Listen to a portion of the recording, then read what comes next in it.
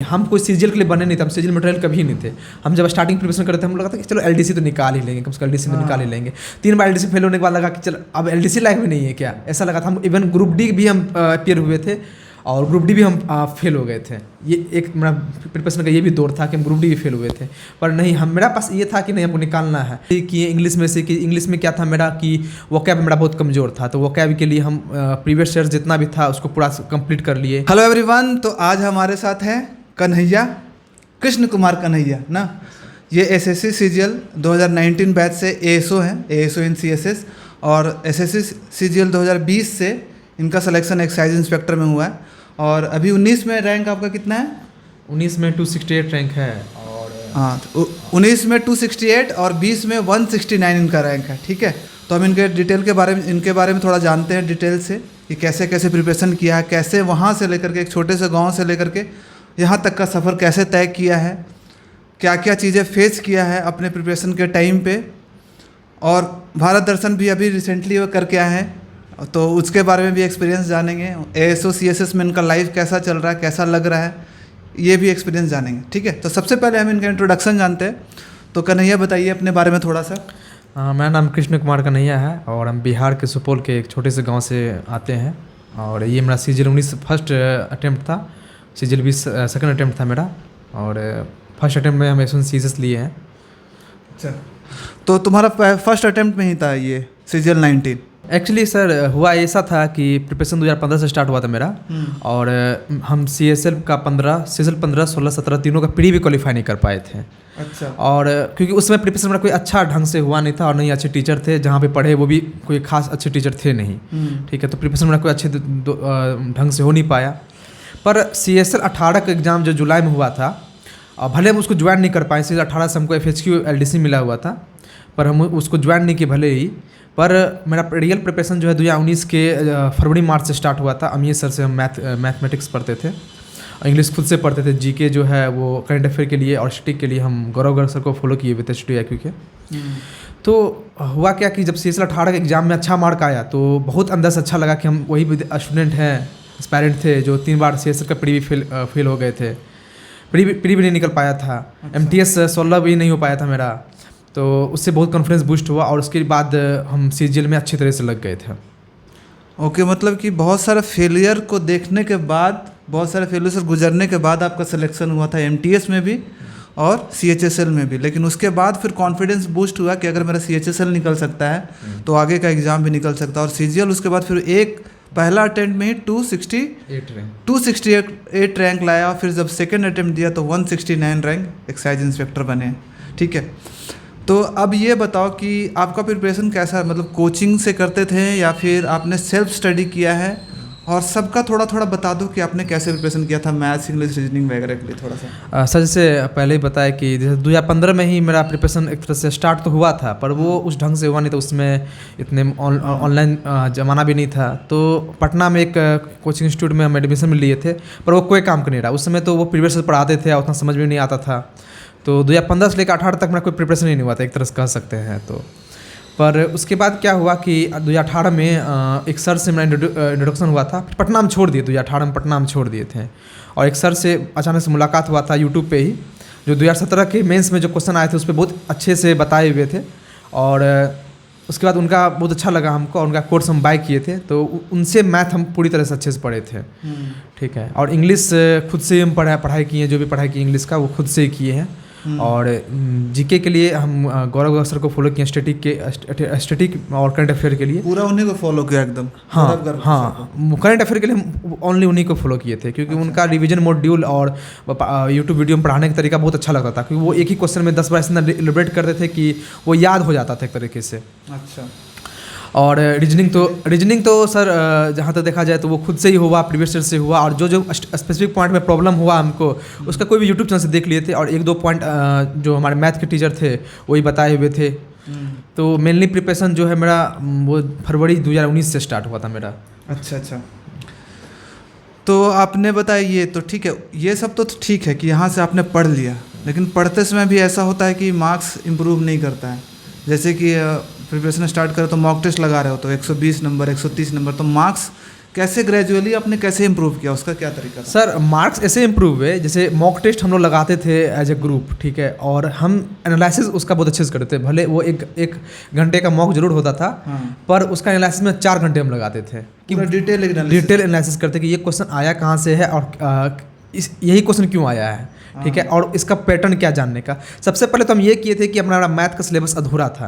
अच्छा। सबसे पहले हम मैथ के सिलेबस को अमीर सर से उसको पढ़ाई किए थे अच्छे से, ठीक है। 2019 के वो अप्रोक्स मई जून तक में उनका सिलेबस इंड हुआ था, तो वहाँ तक जो है हम स्टार्टिंग से वहाँ तक का पूरा एक नोट्स बनाए प्रॉपर, उनके जारे जितने भी फॉर्मूला थे, ट्रिक्स थे, सबके अलग स्पेसिफिक नोट्स बनाए थे, ठीक है, ताकि कोई भी मॉक में कोई भी ऐसा क्वेश्चन ना आए जो हमसे स्किप हो। मेरा ये था कि 100% अटेम्प्ट रहे और 100% मार्क्स लाने का जो भी है वो ट्राई करे हमेशा। क्योंकि एक नंबर पे जानते हैं कि कितना डिफरेंस रैंक का ऊपर रैंक का डिफरेंस होता है, और अनरिजर्व कैटेगरी होने के कारण था और इश्यू हो रहा था हमको।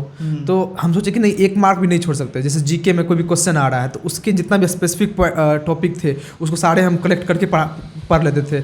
जो भी डांस आ रहे हैं, आर्ट्स आ रहे हैं, उसको सारे हम कलेक्ट करके वो उसको पढ़ते थे। अच्छा अच्छा। तो सबसे अच्छा वे है इम्प्रूवमेंट करने का, वो है मॉक टेस्ट का एनालिसिस, ठीक है। जैसे हमको पहले क्या था कि जब मॉक टेस्ट देते थे तो ज्योमेट्रिक क्वेश्चन हमको बहुत वीक लगते थे, ठीक है। उसके बाद टाइम स्पीड डिस्टेंस लगते थे, बहुत ही उसमें हम फंसते थे एक तरह से। तो अमीर सर का जितना भी नोट्स था उसको 2 बार उसको किए हम, ताकि वो क्वेश्चन हमसे छूटे नहीं। 2 बार 4 बार जितना बार किए कि वो छूटे नहीं वो क्वेश्चन। और उस बाकी मॉक से तो हम उसको नोट करते ही थे अपने एक स्पेसिफिक कॉपी में। मॉक का एक अलग कॉपी रखे हुए थे कि जो भी क्वेश्चन गलती हो उसको हम उसमें नोट्स करें, ठीक है। बहुत अच्छा तरीका। हाँ, तो बाकी हमेशा से पढ़ ली, ओ ये सर ऐसे पढ़ा रहे हैं ना, मॉक में ऐसा क्वेश्चन आया हुआ था, ये ऐसे बनेगा। तो नेक्स्ट टाइम जो मॉक में वो क्वेश्चन आता था तो वो हमसे बन जाता था, तो यहाँ से मार्क इंप्रूवमेंट हो गया। जो 2 नंबर कट रहे थे वो 2 नंबर आने लगे हमारे। तो जैसे मेरा ज्योमेट्री बहुत वीक था, तो हम ज्योमेट्री में जो भी पोर्शन वीक था अमीर सर से करने के बाद वही मॉक में क्वेश्चन बनने लगे हमसे, तो मार्क इंप्रूवमेंट होने लगा। टाइम स्पीड डिस्टेंस में थोड़ा वीक था मेरा, तो सर से पढ़ने के बाद वो क्या हुआ, वो हमसे बनने लगे। इसी तरह जीके में से ही किए, इंग्लिश में से कि इंग्लिश में क्या था मेरा कि वोकैब मेरा बहुत कमज़ोर था, तो वोकैब के लिए हम प्रीवियस ईयर जितना भी था उसको पूरा कंप्लीट कर लिए। एमबी सेट था, उसको एमबी सेट को हम 2-3 बार लगाए हुए हैं, और जितना भी उसको प्रीवियस क्वेश्चन थे उसको पूरी तरह से हम कंप्लीट कर चुके थे। उसको 2-3 बार इवन कंप्लीट किया ताकि वो क्वेश्चन एक भी छूटे ना हमसे। तो इसका मतलब यही है कि अगर मार्क्स इंप्रूव करना, किसी का स्टक हो गया, तो सबसे बेस्ट तरीका मॉक टेस्ट लगाओ, उसको बहुत अच्छे से एनालिसिस करो और देखो कि कहाँ तुम्हारा वीकनेस है। जो भी चैप्टर में वीकनेस है उस चैप्टर पे जाओ, 2-4 बार उसको चैप्टर्स को करो, फिर देखो कि उसके क्वेश्चन बनने लगते हैं। हाँ। और स्टेप बाय स्टेप आपको करना है, हड़बड़ाने से नहीं होगा कि यार मेरा बहुत कम मार्क्स आ रहा है। एक चैप्टर को पकड़ो, धीरे धीरे करके इम्प्रूव करते जाओ, यही बोलना चाहिए। ये सही बात सर बोले कि हड़बड़ाना नहीं, क्योंकि टाइम लगता है। ज्योमेट्री ही हम अमीर सर पढ़ाए थे, ज्योमेट्री कवर करने में हमको 1.5 मंथ लगे थे। तो ऐसा क्यों? क्योंकि उनका ज्योमेट्री का बहुत बड़ा पोर्सन था। तब तक उस बीच में तो मेरा मार्क इंप्रूवमेंट नहीं हुआ, पर हम उस चीज़ पर लगे रहे कि ये एक दिन जरूर आएगा जो मार्क इंप्रूवमेंट होगा इससे। और स्टार्टिंग में क्या करना ना, मॉक देना है, लेकिन मॉक में मार्क स्टार्टिंग में बढ़ेंगे नहीं। जब तक आप सिलेबस कंप्लीट करते नहीं जाएंगे मार्क बढ़ेंगे नहीं। आप जैसे स्टार्ट किए, कोई भी सर से हम स्टार्ट किए पढ़ना, सब सर अच्छे हैं, किसी सर से स्टार्ट किए, मैथ का कोर्स लेके पढ़ना स्टार्ट किए, तो आप उससे पहले नंबर सिस्टम किए, नंबर सिस्टम को अच्छे से डिटेल से पढ़ाई किए, जितना भी फॉर्मूला हुआ, नोट्स हुआ, ट्रिक्स हुआ, उसको नोट किए आप और उस पर वर्क किए, तो आपका क्या हुआ, मॉक में वो क्वेश्चन बनने लगेंगे आपसे, ठीक है। लेकिन उस समय आपके ज्योमेट्रिक क्वेश्चन नहीं बनेंगे, ठीक है। 1-2 बनेंगे, 5 में 2 बनेंगे, 3 बनेंगे, 5 में नहीं बनेंगे। जब आप दोबारा आपका जब टाइम आएगा ज्योमेट्री पढ़ने का, ज्योमेट्री पढ़िएगा तो फिर 5 में 5 बनने लगेंगे। इस तरह से इंप्रूवमेंट होता है, मतलब स्टेप बाय स्टेप इंप्रूवमेंट होता है। ऐसा नहीं सोचो कि यार मेरा 25 क्वेश्चन है, 15 ही बन रहे हैं, तो आप 15 चैप्टर के क्वेश्चन किए हो तो 15 ही बनेगा, फिर धीरे धीरे करके इंप्रूव होते जाए। ये सही बात है कि 15 क्वेश्चन तभी बन रहे हैं क्योंकि वो उसी चैप्टर के स्पेसिफिक चैप्टर के हम पढ़ लिए हैं, हम इसलिए बन रहे हैं। नहीं पढ़ेंगे तो नहीं बनेंगे। और एसएससी का सिलेबस थोड़ा ठीक ठाक है मैथ का, तो उसमें टाइम लग जाता है। एक अप्रोक्स अगर सही से पढ़ा जाए तो वो 1 ईयर का टाइम ले लेता है। अच्छा, अब देखो 2020-22 से पैटर्न चेंज हो गया, वो तो पता ही होगा। ये सब पता है। तो वो पैटर्न जब चेंज हुआ तो अब लोगों का प्रिपरेशन स्ट्रेटजी में कोई क्या चेंजेस लाना चाहिए? जैसे पहले तो मेंस में था कि आपको मैथ्स और इंग्लिश था सिर्फ, अब तो चारों सब्जेक्ट है, तो अभी से लोगों को क्या अपना थोड़ा सा सर देखिए, जहाँ हम पढ़े थे मैथ के लिए, उनका एक ही बात कहना था कि एसएससी मैथ्स बनाता नहीं है। मैथ्स खुद में एक बहुत बड़ा चीज़ है, ठीक है। वो एसएससी पूछेगा कहाँ से? वो मैथ्स से पूछेगा, तो प्रीवियस से पूछेगा या मैथ्स से पूछेगा, उसका तो एक लिमिटेड सिलेबस है।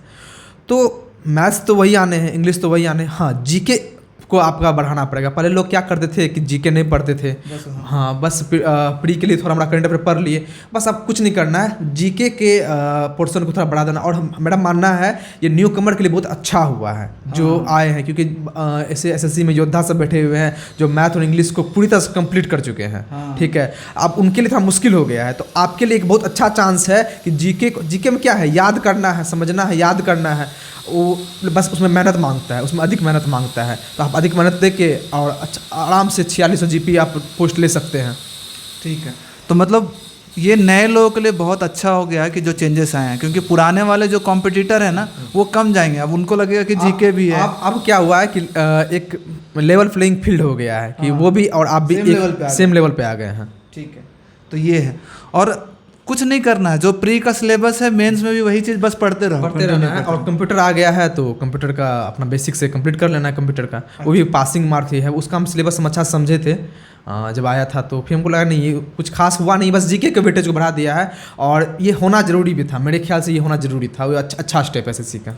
अच्छा, आप ये बताओ कि सीजीएल 2022 होने वाला दिसंबर में, 1 दिसंबर से 13 दिसंबर, तो उनके लिए लास्ट 1 महीने में तुमने कैसे प्रिपरेशन किया था अपने टाइम पे, और उनको क्या सजेशन देना चाहोगे? लास्ट 1 मंथ में जो है ना कुछ भी नया चीज़ पढ़ने की जरूरत नहीं है, नया चीज़ पढ़िएगा तो उतना आप उस पर वर्क नहीं कर पाइएगा। लास्ट 1 मंथ में ये कर सकते हैं कि जीके में ये कर सकते हैं कि जो भी करंट अफेयर है 6 मंथ या 10 मंथ के या 12 मंथ के जो पूछते हैं स्पेसिफिक टाइम में, हमारे टाइम में तो 6 मंथ के पूछते थे, अभी थोड़ा बढ़ा दिया इसका दायरा, तो 1 साल तक के करंट अफेयर को वो पूरी तरह से कंप्लीट कर लीजिए जहाँ से भी पढ़ रहे हैं, क्योंकि करंट अफेयर तो एक लिमिटेड सोर्स है। बाकी अब जीके में लूसेंट पढ़ रहे हैं तो गारंटी नहीं कि उससे आना ही आना है, ये गारंटी नहीं, लेकिन हाँ जीके से तो करंट अफेयर से तो आना ही आना है, तो आप करंट अफेयर जीके में कर सकते हैं। बाकी मैथ में जो भी अपना चैप्टर पढ़े हैं उसको एक रिवाइज कर लीजिए, मॉक टेस्ट डेली लगाइए, और डेली मॉक टेस्ट में देखिए कि आपका क्या गलती हो रहा है और उसको इम्प्रूवमेंट कीजिए कि हाँ कैसे कर सकते हैं। और अभी कुछ कर सकते हैं तो प्रीवियस ईयर्स को एक तरह से एक बार देख लीजिए कि क्या क्या आप किए हुए हैं। मेनली अभी रिवीजन करना है, इंग्लिश में भी रिवाइज कीजिए कि कहाँ गलती हो रहा है नहीं हो रहा है। ग्रामर के जितने भी रूल्स हैं उसको एक बार रिवाइज कर लीजिए, ग्रामर रूल्स कुछ ज़्यादा नहीं है और आप 2 दिन में उसको रिवाइज कर सकते हैं। ठीक है, तो मेनली जो काम करना है आपको रिवीजन वाला काम करना है, मॉक टेस्ट वाला काम करना है, और जो नया चीज़ पढ़ने का ट्राई नहीं करना है। छोटा मोटा कुछ टॉपिक है तो पढ़ सकते हो, लेकिन बड़ा चीज़ नहीं कि अब ज्योमेट्री उठा लिया है पढ़ने के लिए, तो बाकी चीज़ें में दिक्कत हो जाएगी। जो तुम्हारा रैंक था सीजीएल 19 में वो 268 था, तो तुमने एएसओ सीएसएस ही क्यों चूज़ किया? तुम्हें तो अपना होम पोस्टिंग भी मिल सकता था, एक्साइज इंस्पेक्टर मिल सकता था, और भी कोई भी पोस्ट मिल सकता था, मतलब डिफरेंट, शायद एमईओ को छोड़ के और भी बाकी पोस्ट मिल जाते। तो एएसओ सीएसएस लेने का रीज़न? एक्चुअली क्या है, लाइफ में थोड़ा स्टेबिलिटी चाहिए था, और सीएसएस के बारे में कुछ सुने भी थे, सब कुछ ठीक है, स्टेबिलिटी है, ट्रांसफरेबल नहीं है, तो इसलिए हम जो है सीएसएस को ऊपर रखे थे, एमईए को फर्स्ट पर रखे थे और सीएसएस को सेकंड पर रखे थे। तो यूआर कैटेगरी होने के कारण एमईए तो नहीं मिला पर सीएसएस मिला, तो इसलिए सीएसएस को ऊपर रखे थे ताकि वो लाइफ में स्टेबिलिटी या ट्रांसफ़र का इशू ना आए। तो इस और बाकी जॉब तो एक अच्छा है, रिप्यूटेड जॉब है और काफ़ी रिस्पेक्टफुल जॉब है। जहाँ तक हमको लगता है कि एसएससी का one of the respectful job है। जहाँ तक ट्रेनिंग में गए, हमारे मिनिस्टर साहब भी आए थे और एडवेंचर टूर पे ले जाया गया हम लोग को, तो बहुत अच्छा लगा वहाँ पे कि ये हम लोग पे इतना सरकार ध्यान दे रही है, तो बहुत अच्छा लगा एक तरह से। अच्छा ठीक है, अब थोड़ा सा ट्रेनिंग के बारे में बताइए कि अभी तो 3 महीने का ट्रेनिंग से अभी आप आ रहे हो ना, तो ट्रेनिंग के बारे में बताइए कि कैसा एक्सपीरियंस रहा, कुछ सीखने को मिला, क्या क्या चीज़ें हुई ट्रेनिंग में? ट्रेनिंग बहुत अच्छा रहा और ये हमको अच्छा लगा सीएसएस का मतलब जो इस बार हुआ है कि पहले मिनिस्ट्री में आपको ज्वाइन करवाया गया, फिर ट्रेनिंग स्टार्ट किया गया ताकि मिनिस्ट्री में आप कुछ दिन अपने आप को अडेप्ट कर ले। तो हम लोग का पहले ज्वाइनिंग हुआ मिनिस्ट्री में, तो मिनिस्ट्री में लगभग 1 मंथ काम करने के बाद हम लोग का ट्रेनिंग स्टार्ट हुआ 8 अगस्त से ISTM में, और बहुत अच्छा ट्रेनिंग रहा। जहाँ तक मेरा रिव्यू रहा कि ट्रेनिंग बहुत अच्छा रहा, वहाँ फैकल्टी मेंबर बहुत अच्छे थे और हम लोग को काफ़ी ही ये बताया गया कि हम लोग बैकबोन है वो सीएसएस कैडर के और गवर्नमेंट ऑफ इंडिया के बैकबोन है, तो ये बहुत अच्छा लगा हमको। और उसी बीच में हम लोग को काफ़ी रिस्पेक्ट मिला, जहाँ तक हमको आइडिया है कि बाकी सबको भी यही मानना था कि हम लोग को काफ़ी रिस्पेक्ट मिला ASO के जॉब में।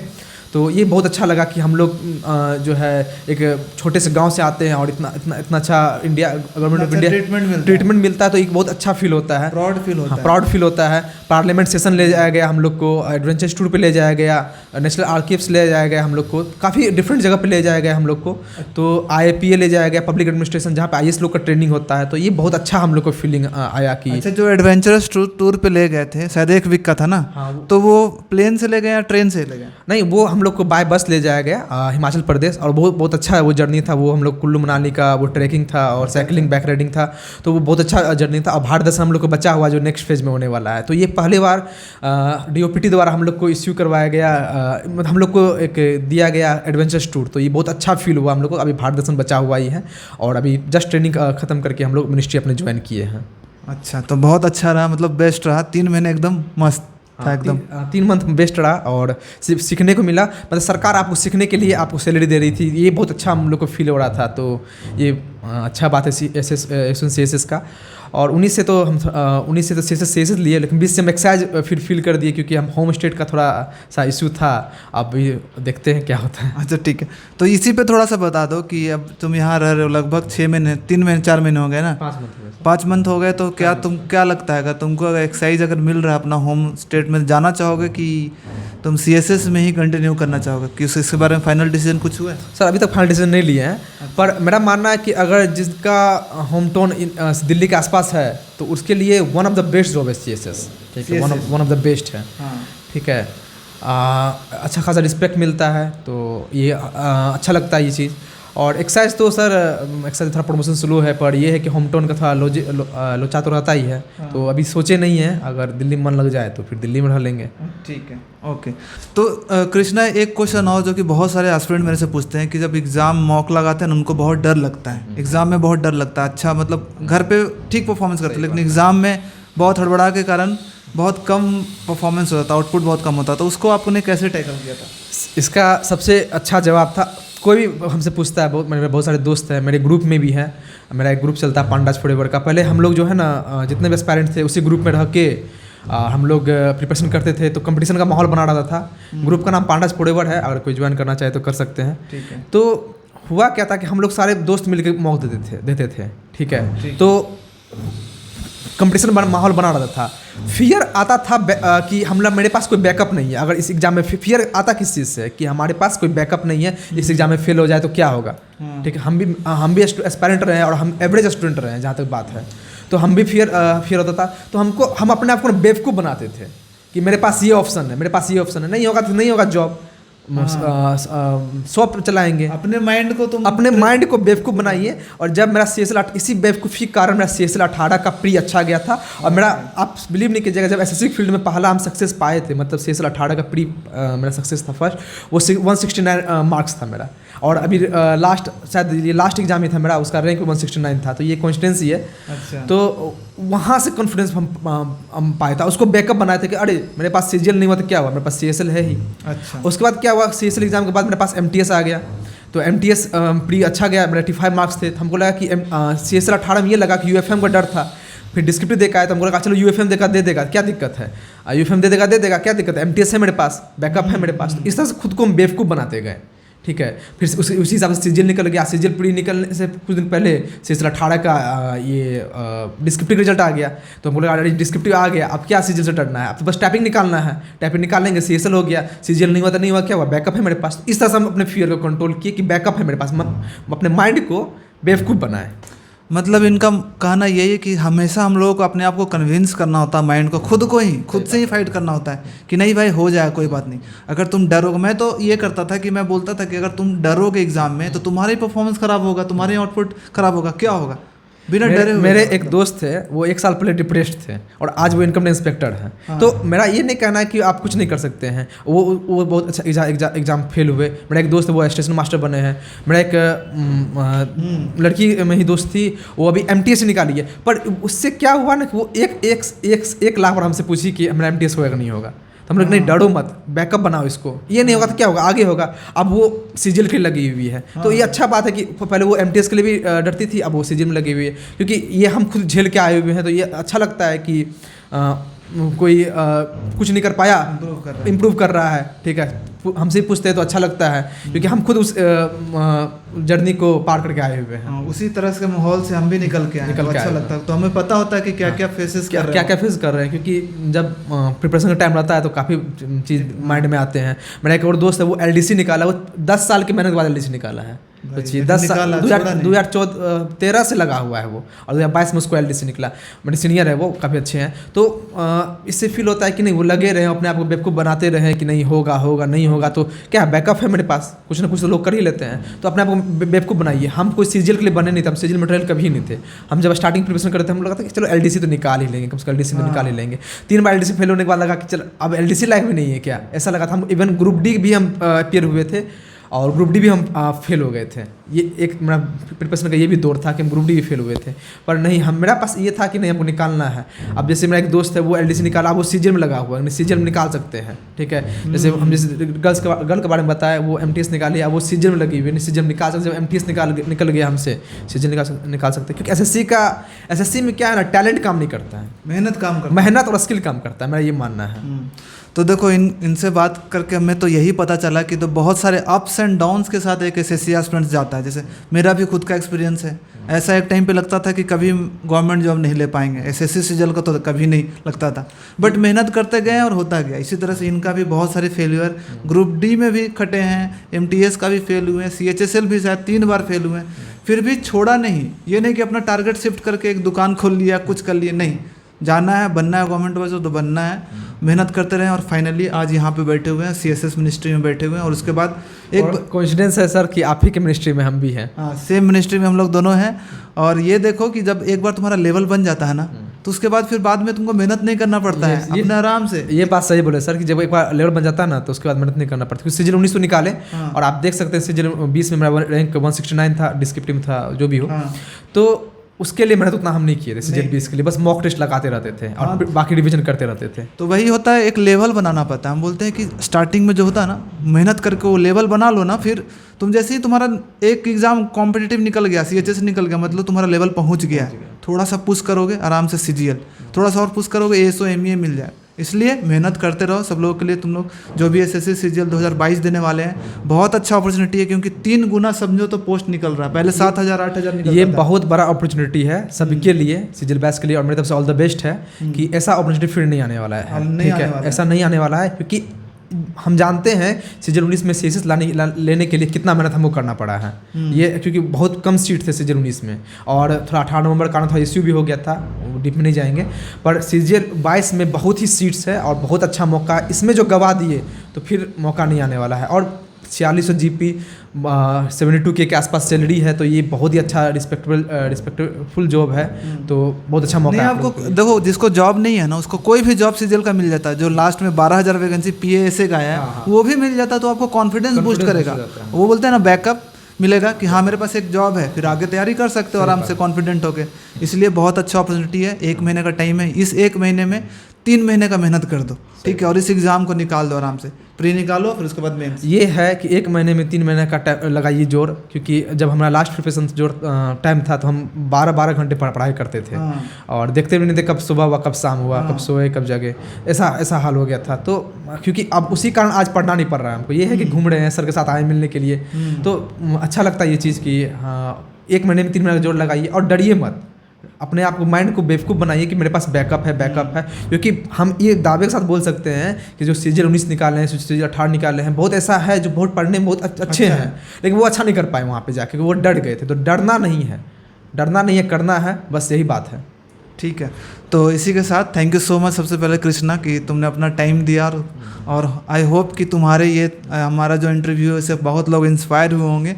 और हमारे जैसे ही जो हम बैकग्राउंड जैसा है कि कोई फैमिली में हमारा कोई गवर्नमेंट जॉब बड़े में नहीं है, वैसे से आकर हम लोग यहाँ पे आए हैं और अपने फैमिली को प्राउड फील करवा रहे हैं। और वैसे ही बहुत सारे एस्पिरेंट्स हमारे इस इंटरव्यू को देख करके आएंगे, तो अच्छा लग रहा है। अच्छा है, और ये हम भी बोल सकते हैं, लास्ट में एक बार बोलना चाहिए कि मेरे जो जॉब है इसमें मेरे फैमिली का, मेरे भैया का, मेरी मम्मी का बहुत योगदान है, मेरे पूरे फैमिली का बहुत योगदान है।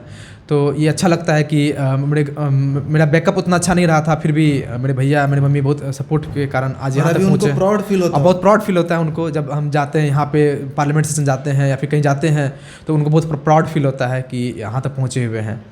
तो वो आप भी अपने फैमिली के लिए प्राउड बन सकते हो, बस कुछ मेहनत करना है।